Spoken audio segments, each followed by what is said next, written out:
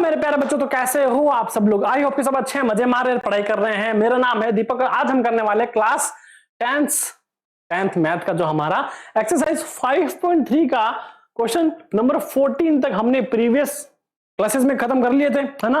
और काफी amazing questions थे और एग्जाम के पॉइंट ऑफ व्यू से भी काफी ज्यादा इंपॉर्टेंट थे, है ना। तो हर एक वीडियो के बाद मैं आपको बताऊंगा कि कौन कौन से एग्जाम्स में क्वेश्चंस जो हैं इंपॉर्टेंट आया करते हैं, है ना। तो आपको वीडियो अच्छी तरह देखना है और अगर समझ में ना आए, कोई डाउट है तो कमेंट सेक्शन ओपन है और अगर छोटा मोटा डाउट है तो वीडियो को दोबारा प्ले करोगे ना तो आपको समझ में आ जाएगा। करेक्ट। बिना टाइम वेस्ट किए हम हमारा आज का क्वेश्चन नंबर 15 करते हैं, जिसमें हमें क्या पूछ रखा है। बड़ा ही प्यारा सा क्वेश्चन है, क्वेश्चन को ध्यान से पढ़ना हमेशा से, है ना। जब भी एग्जाम में बैठो तसल्ली से पढ़ना। देखो, निर्माण कार्य से संबंधित किसी ठेके में एक निश्चित तिथि के बाद कार्य को विलंब से पूरा करने के लिए जुर्माना लगाने का प्रावधान है। फाइन सिस्टम है जो कि इस प्रकार है कि पहले दिन के लिए 200 रुपए, दूसरे दिन के लिए 250 रुपए, तीसरे दिन के लिए 300, अर्थात प्रत्येक उत्तरोत्तर दिन जुर्माना अपने ठीक पहले से जुर्माने से 50 रुपए अधिक है। मतलब कि जो डी आ जाएगा हमारा, क्या आ जाएगा, 15 आ जाएगा, 50 आ जाएगा। और एक ठेकेदार को जुर्माने के रूप में कितनी राशि अदा करनी पड़ेगी यदि वह इस कार्य में 30 दिन का विलंब कर देता है। मतलब कि ठेकेदार के लिए तो क्या हो गया, गड़बड़ वाली बात होगी कि भैया काम, क्योंकि वो लेबर नहीं आ रही, उसके भी मजबूरी है और जब तक तू काम नहीं कराएगा तब तक मैं हर जो है दिन में क्या करूंगा, मैं 50 रुपए का जुर्माना लगाऊंगा।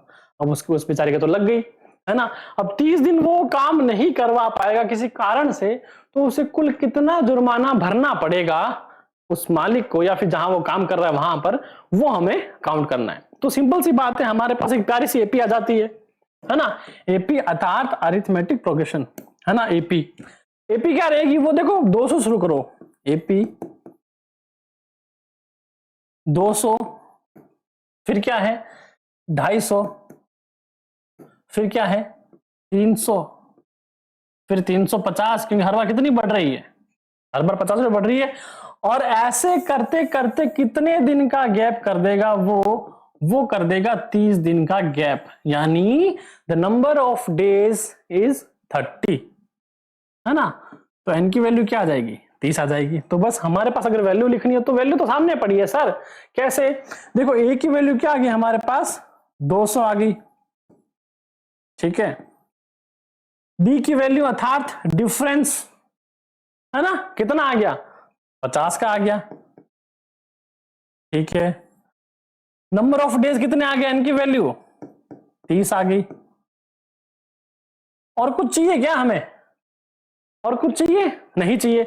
तो हमें क्या निकालना है, इसका सम निकालना भी, जुर्माना कितने भरना पड़ेगा इसको। तो देखो, अरे स्क्रीन ब्लू आ गई, कलर चेंज कर लेते हैं, है ना, ठीक है। Then done. अब देखो, अब हमारे पास भैया एक एपी आ रखी है पूरी की पूरी और हमें निकालना है 30 दिन का जुर्माना। तो फॉर्मूला कौन सा यूज होगा, फॉर्मूला यूज होगा सम के लिए। कौन सा फॉर्मूला आएगा, सम के लिए, यानी जुर्माना कुल जुर्माना ज्ञात करने के लिए जो फॉर्मूला है कौन सा रहेगा, वो रहेगा एस एन वाला, एस एन बराबर एन बट्टा 2, ठीक है, bracket 2a minus 2a plus n minus 1 into D, और ये ब्रैकेट बंद। क्या यही फॉर्मूला है कि नहीं बेटा, बस यही फॉर्मूला है, एस एन बराबर एन बट्टा 2 ब्रैकेट में 2a plus n minus 1 into D. हमारे पास ऐसी कोई वैल्यू है जो मिसिंग है अब तक, कोई वैल्यू ऐसी है क्या जो मिसिंग है हमारे पास ए की वैल्यू है, हमारे पास डी की वैल्यू है, हमारे पास एन की वैल्यू है ना, सब कुछ है, हमें बस निकालनी है तो एस एन की वैल्यू, ठीक है। तो देखो, सुंदर सुंदर राइटिंग में करना, हालांकि मेरी राइटिंग तो समझाने के लिए है, सिर्फ बताने के लिए आपको। हमेशा क्वेश्चन जो आंसर लिखो फ्रेम में करना और अच्छे से, है ना, बढ़िया सा मार्जिन डाल के दोनों तरफ सुंदर सुंदर राइटिंग करोगे ना तो क्वेश्चन पढ़ने वाले को, कॉपी चेक करने वाले को थोड़ा होगा क्या बच्चे ने क्या लिखा है ना। तो देखो, एसएन हमें ज्ञात करना है, तो S30 हमें ज्ञात करना है क्योंकि 30 दिन का जुर्माना है। एन की वैल्यू क्या हो जाएगी, 30 हो जाएगी, 30 बट्टा 2 ब्रैकेट में 2a, 2 की वैल्यू कितनी थी हमें पता है, 200 थी। तो देखो 200 दूनी क्या हो जाएगा, 400 लिखो डायरेक्ट। अरे ठीक है, ये लिखा मैंने 400 प्लस एन कितना था, 30 था, 30 माइनस ये कितना हो जाएगा 29, ये 29 इंटू डी कितना है 50 है। ये लो बात खत्म है ना। और आपको स्टेप बाय स्टेप करना है। अब देखो 30 बट्टा तो कितना हो जाएगा 15 हो जाएगा, ये ब्रैकेट ये 400, ठीक है। अब 29 50 कर लो भाई, 50 का हमें गुणा करना है कितना 29 का, तो 0 5 नहीं 45 450 ये हो गया, गुना 2 का 0 5 दूनी 10 कितना हो जाएगा 0 5 4 1 1450 कितना आ जाएगा, प्लस 1450 ये आ जाएगा, जिसमें हमें 400 फिर से जोड़ देना कितना हो जाएगा 0 5 8 1 1850, तो बराबर 15 गुना 1850। यहां तक समझ में आया, बिल्कुल सर की बड़ी कोई बात ही नहीं है। तो 1850 में हमें क्या करना है बेटा, 1850 में हमें 15 का गुणा कर देना है। करो, सिंपल सा है, सब हर बच्चे को आता है, क्योंकि मल्टीप्लिकेशन यहां करके बताता हूं आपको। देखो 5 का 0 5 25 5 हंसल लगी 2 8 5 40 तो 42 का 2 हंसल लगी 4 5 5 4 9, तो फिर 0 5 8 1 ये लो, तो आगे 0 5 7 17 और 1 2 27 750 कितना आ जाएगा 27 750। अब देख के बताओ क्या ये आपका जो आंसर है वो सही है कि नहीं, है ना। फटाफट से चेक करके बताओ बच्चों ये आंसर सही है कि नहीं। अगर सही है तो हम इसको करें डन, है ना, और अगर गलत है तो फिर से हम इसको दोबारा करते हैं, है ना। परंतु गलत नहीं है, ये उत्तर बिल्कुल सही है। कितना हो जाएगा आपका 27,750 रुपए का जुर्माना, है ना।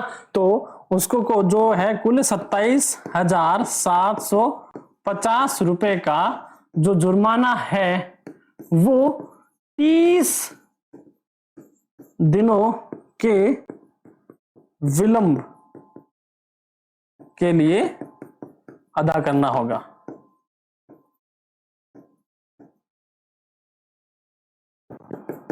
ठीक है, डन। कितने दिनों के लिए 30 दिन का जो वो टाइम करेगा ना, गैप करेगा काम के अंदर, तो उस पूरे 30 दिन के लिए निर्माण कार्य के ठेके के लिए उसको कितने 27,750 रुपए अदा करने पड़ेंगे। इसी के साथ हमारा जो क्वेश्चन है वो होता है कंप्लीट। आज के लिए बस इतना ही।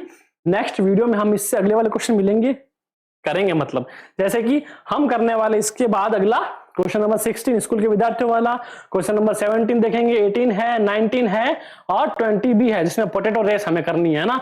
तो यहां तक कर लेंगे, उसके बाद एक्सरसाइज जो है हमारा खत्म हो जाएगा। तो आज के लिए बस इतना ही। हाँ, अगले वीडियो के लिए चैनल को सब्सक्राइब करने के साथ बेल आइकन को प्रेस कर लेना, जिससे आपको नोटिफिकेशन जल्दी मिल जाएंगे। जय हिंद।